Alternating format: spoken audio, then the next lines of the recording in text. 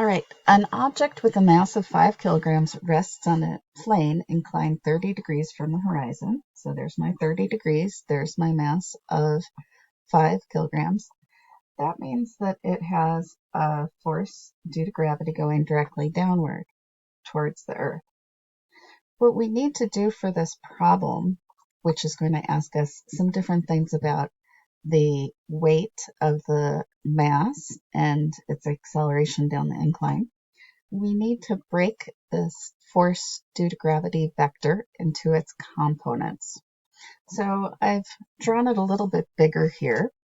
This is the total force due to gravity. This angle is going to be the same as this angle. This will be a right angle. So I'll want to find two different forces.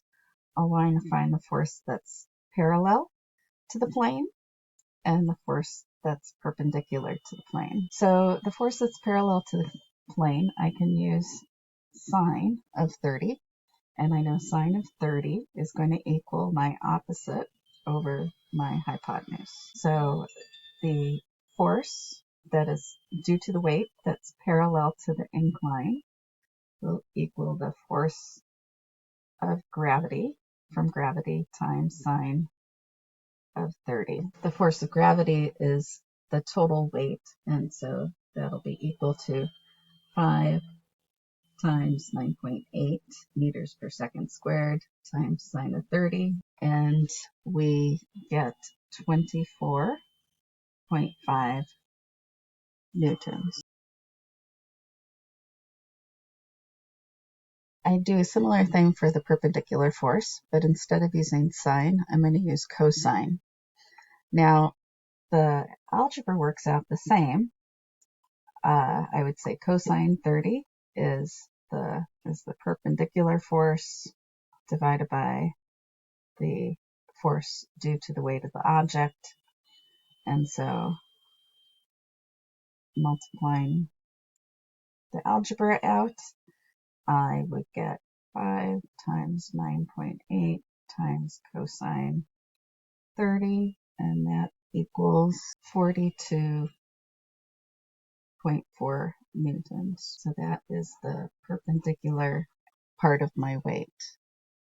Incidentally, the total force due to gravity is just 5 kilograms times 9.8, which gives us 49 newtons. If you took 42.4 and 24.5 and squared them, added them together, and took the square root, so if you use the Pythagorean theorem on these two numbers, you would get 49 as your hypotenuse. And that is reassuring because that's what you want to see. It's a right angle, and the Pythagorean theorem applies to right angles. Part 3 says, what is the acceleration of the object down the incline if friction is negligible? Well, the force due to gravity along the incline, so parallel to the incline, is 24.5. So we're going to use that 24.5 in our F equals ma. So 24.5 equals 5 kilograms, the mass of the object, times the acceleration. When we solve for acceleration, we get 4.9 meters per second squared. So the acceleration down the ramp, if there's no friction involved, would be 4.9 meters per second squared.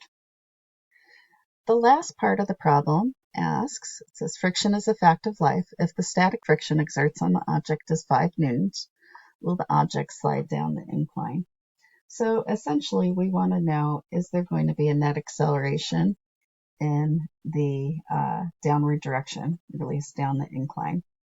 So we said that this parallel force down the incline is 24.5 newtons. And the problem's telling us to imagine that the frictional force is 5 newtons. For frictional force, I usually use a mu, a Greek letter mu. We could use the coefficient of friction, and the weight of the object and calculate the actual frictional force. I don't want to get into that right now. If we have a 24.5 Newton force down the incline and a 5 Newton force up the incline, we will have a net force down the incline of 19.5 newtons, which means, yes, it would be moving down the incline. When friction is exactly equal to the force that an object is being pulled down at, then the object is still.